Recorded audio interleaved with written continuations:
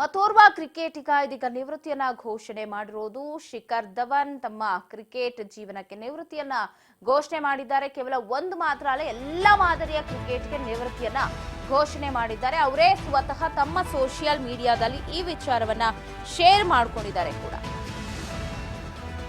ಎಲ್ಲ ಮಾದರಿಯ ಕ್ರಿಕೆಟ್ಗೆ ಶಿಖರ್ ಧವನ್ ನಿವೃತ್ತಿ ಘೋಷಣೆ ಮಾಡಿದ್ದಾರೆ.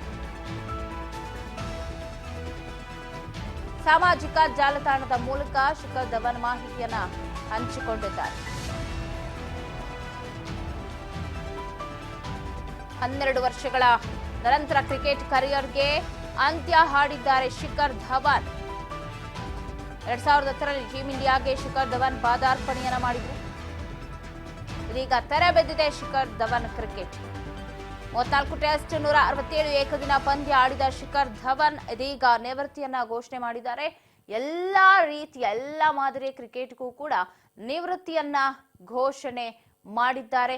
ತಮ್ಮ ಸೋಷಿಯಲ್ ಮೀಡಿಯಾದಲ್ಲಿ ಅವರೇ ಸ್ವತಃ ಶೇರ್ ಮಾಡಿಕೊಂಡಿದ್ದಾರೆ. ಎಲ್ಲಾ ಮಾದರಿಯ ಕ್ರಿಕೆಟ್ಗೆ ತಾನು ನಿವೃತ್ತಿಯನ್ನ ಘೋಷಣೆ ಮಾಡೋದಾಗಿ 12 ವರ್ಷದ ಕ್ರಿಕೆಟ್ ಜೀವನಕ್ಕೆ ತೆರೆ ಎಳೆದಿದ್ದಾರೆ ಶಿಖರ್ ಧವನ್. 2010ರಲ್ಲಿ ಕ್ರಿಕೆಟ್ಗೆ ಪಾದಾರ್ಪಣೆ